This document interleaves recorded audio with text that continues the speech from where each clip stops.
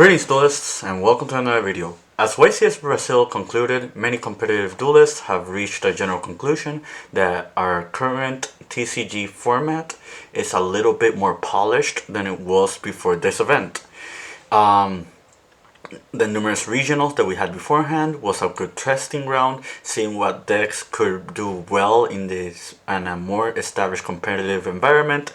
And as I discussed in yesterday's video, and most likely pretty much other YouTubers and other top tier players, shout outs to all of you. The biggest takeaway from this weekend was how successful was Unchained's performance. That isn't to say that is the most definitive best deck of the format. However, it is a deck that has proven its worth, and it's now probably going to be a deck that most people are going to be centralizing their options for. And be it by figuring out whatever strategy or figuring out tech cards, I think it isn't going to be unorthodox to see more people tackling towards Unchained moving forward. And this is where this video comes in. So 3 days prior to the YCS, I started experimenting with Shaddolls. So basically, what ended up happening is that I was looking for a Chimera variant that was just good under the established format, but at the same time was going to perform well against what is already popular in the format. And one of the decks that I thought about right on the get-go was Unchained. And this is where this variant comes in. For those who are familiar with this channel since its inception, back around 6 months from now, 6 months back, I tried to experiment with Shaddoll, and I laid out some groundwork on the most optimal way to play Shaddoll in 2023. However, Shaddoll didn't find a proper environment for 2023 standards due to other fusion strategies Branded or Tearlament just being much more ideal, much more powerful, and just having better tools and options than what was already being provided with Shaddolls. So basically we arrived at the conclusion that despite how consistent it was just not a great fit. The environment and the metagame was not ideal for it at the moment. Later this year, back around national season, Chumpin Zhu, I hope I'm not butchering the name. He is from JNC Collectibles. Basically, he piloted a very similar concept, and he decided to pilot Shaddolls as a side engine in Tearlaments. And we arrived at the conclusion that Shaddolls do have a strong legwork in the competitive scene, despite it being so different from Branded or Tearlaments, and it could even mesh well together with Tearlaments as a fusion strategy.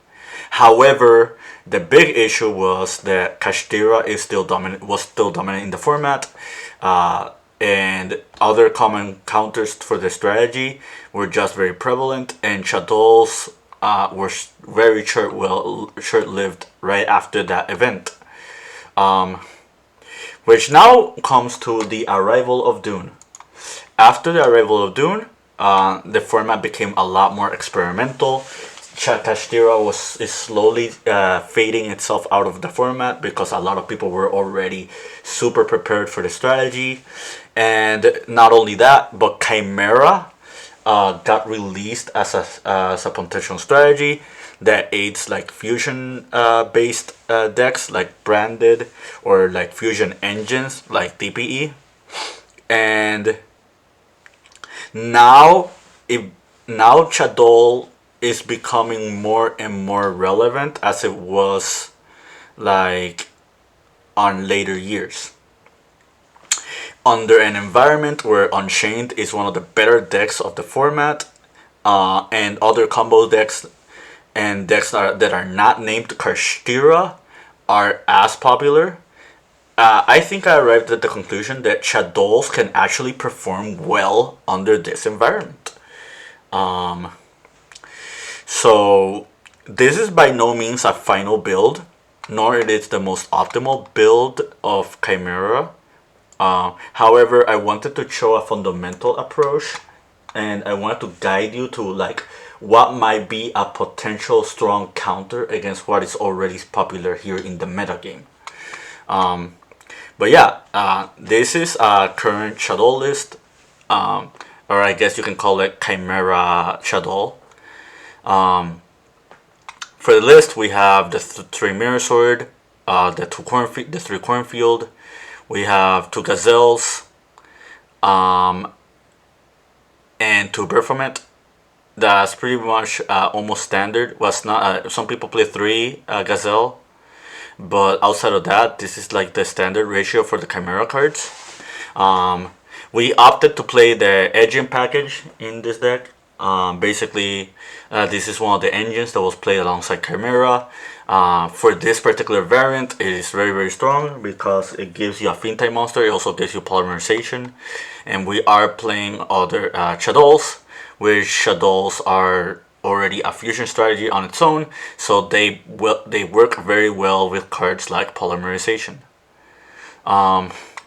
So for those who have seen Shaddolls in the past, we have Hell Shuttle Hollow, Ariel, Wendy, Beast, Dragon, Hedgehog, and Skomata. We're only playing one of each. You don't want to draw into too many Shaddolls. The idea of the Shaddolls here in the first place is that they can make fusion monsters, or they can provide a lot of pressure, and they raise the ceiling to what's already in the Chimera strategy that can be strong against what is already established. If you haven't figured it out by now, we're talking about El Shaddoll Winda, we're talking about Chekinaga, we're talking about Abkalone. Winda is pretty much the outlier here.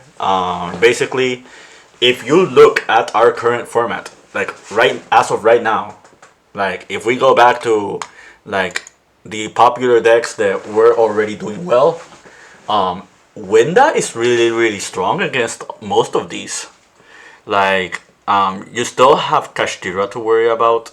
I'm not gonna show the build that I'm testing out alongside this one, but there is a build that I'm playing alongside that is slightly different, that handles the Kashtira problem a little bit more than this one.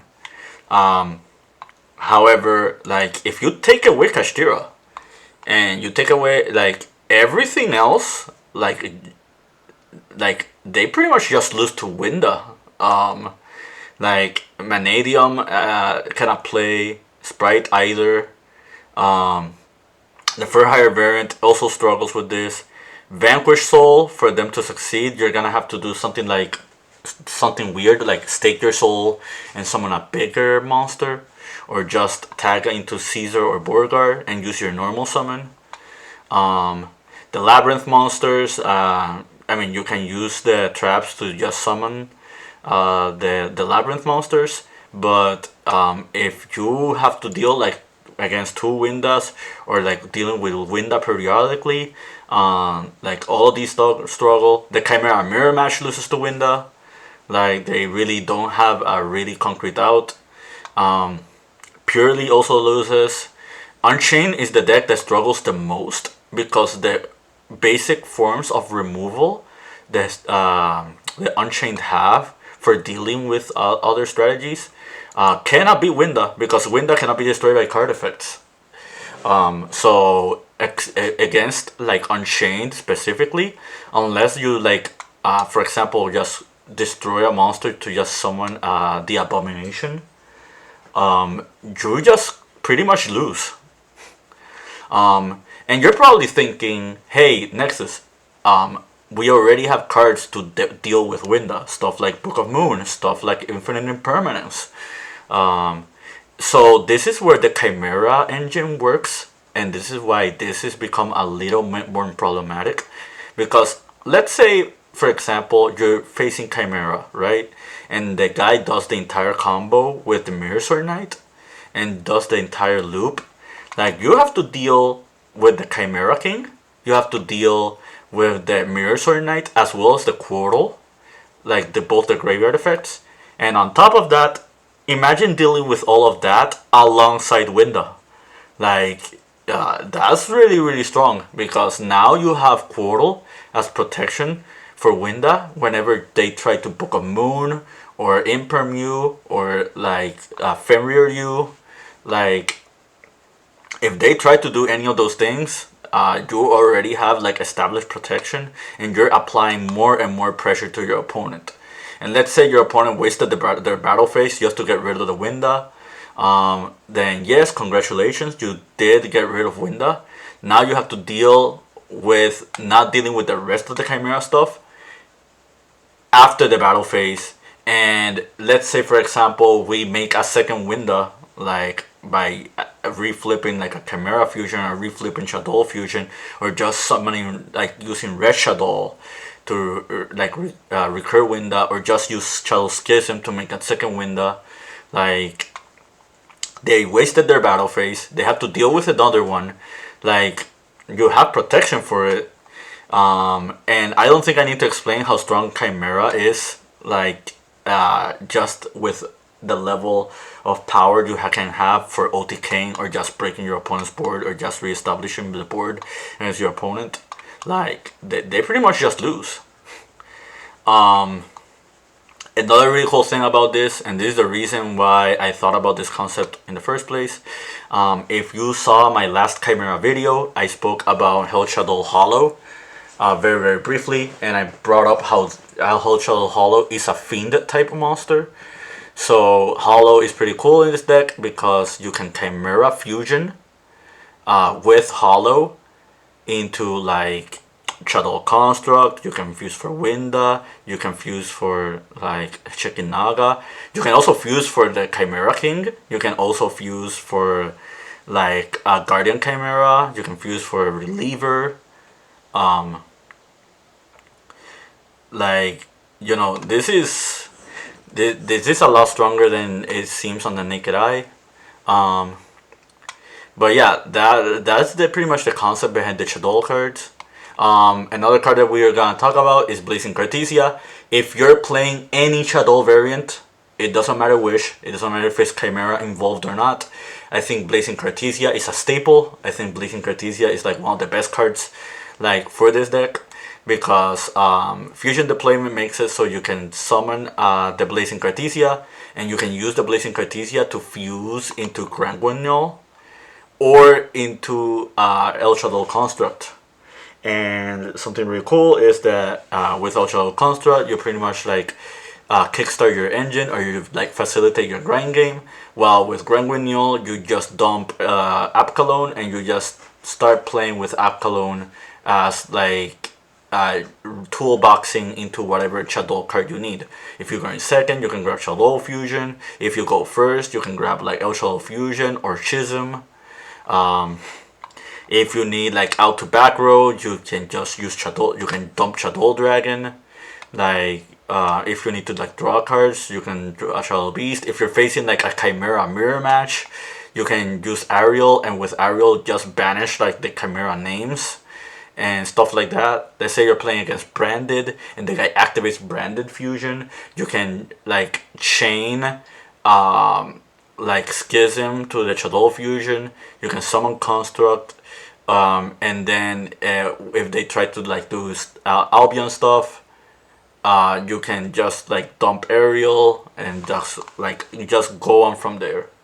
But yeah, I already brought up the Pfeiffer engine. I already brought up releasing Cartesia. I think that's pretty much it. The coolest part about Chimera Fusion is that you can make anything with this. You can even make Winda. So just having another copy of El Shaddoll Fusion that is searchable and doesn't conflict with your engine is just really, really powerful. I don't think I need to talk about how strong super polymerization is. This is like one of the best non-engine cards that ever existed for a fusion deck. I think as long as this card is at 3, this deck is a threat. Like, imagine you dealing with Winda, and then you try to summon something that can run over it, and then you just get super polyed. Now you just lost your entire, like, your answer to the Winda.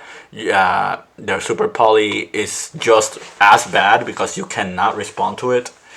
And then it, like, with this pretty much a turn skip. So you probably want proof of concept, right? So I'm going to fast forward this game.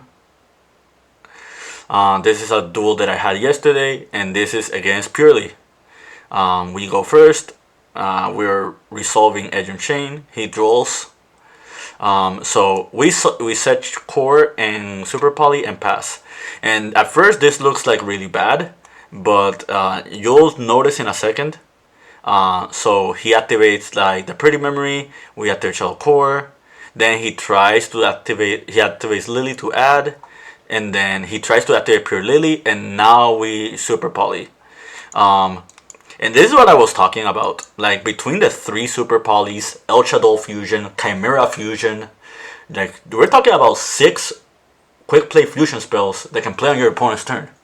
And let's say, for example, you get Dimensional Barriered, something like that. You can just use these cards and play your opponent's turn. So he tried to Pure Lily, we chain, we make Winda, and now the Edge and Chain triggers, we grab Patchwork for next turn.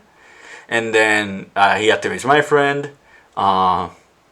He grabs the Purely monsters. And now, like, he's in a rough spot because, let's say, for example, he grabbed the regular Purely. And let's say he normal the Purely. And he tagged for Pretty Memory. That's his special summon for the turn. And just once Pretty Happy Memory is not going to make the Happy Purely run over Winda. And let's say, hypothetically, they do run over the Winda. And they, you know, let's say they just make Zeus. Okay, the Winda goes away. The Shaddoll Core goes back into our hand. We have the Patchwork to add in with the Edge and stuff. And then we could just set the Shaddoll Core. And then, like, just worry about the next turn. But yeah, he summons Pure Lily. He realized that he has no place. And he scoops. Now we go to game 2. He activates Pure Lily. He's doing it in the draw phase, pretty much dodging the draw. He's resolving Sleepy Memory, delicious. He grabs the Sleepy, we draw. He does Pure Lily. He activates Sleepy. He puts the Yeep. He does Pure Lily. He attaches. And now he draws 2. He does Yeep. And he draws 2 again. The Nor is affected. It is an affectable Nor, but he does have Sorovis, so it being affected is not really like a big issue. So we're going second. We activate Patchwork. Patchwork adds us Poly and Edge Imp. We activate Fusion Deployment. We summon Cartesia. We activate Poly. He has to context with the Noir because whenever you see Poly being activated, this is pretty much Guardian Chimera territory, and the fact that the Poly is engraved makes it so that the Chimera cannot be targeted. So that's a lot of pressure applying to him. But here's the real kicker. Now I can chain the Blazing Cartesia. And now chaining the Blazing Cartesia puts him on either Waste the Beauty or Waste another Noir. And if he does any of them, we have the Chimera Fusion. Like, just to contest. So now, when we know functions, we dump Aqualone, and now we grab Shaddoll Fusion, and this is what I was talking about. Like, since we're going second, Shaddoll Fusion is just really, really strong. This card is if this card resolves fusing from the deck, this card is as dangerous as branded fusion. And you'll see why in a second. So we send Hedgehog and Gazelle. We activate Checking Naga, and now these two trigger. And now we grab Wendy, and we grab Quirtle. Now we're going to activate the Quirtle. Quirtle grabs us Mirror Sword. We have normal Mirror Sword effect. I think we're already past the point of Ash Blossom because he didn't Ash Blossom the Shaddoll fusion. So I think it's kind of safe for you to do it. And this is where Baphomet triggers. He changed the Beauty, but we chained the Chimera fusion. And if Chimera fusion resolves, I think it's pretty much the end of the game because this is Guardian Chimera, and we already have Poly in the graveyard, so he cannot deal with it. So this is pretty much like the choke point for Beauty, and this is our choke point for the Chimera fusion. And the thing about it is, if he lets this go through, it's bad. If he spins with Noir, that means that the Baphomet is no longer going to be negated by Beauty, which means that the Baphomet does resolve. That's what he does. He does the Noir, and we make Guardian Chimera, and we resolve the Baphomet. And now this is just game because now you have Chimera to trigger, you have the Edge that triggers, you have the Wendy that triggers.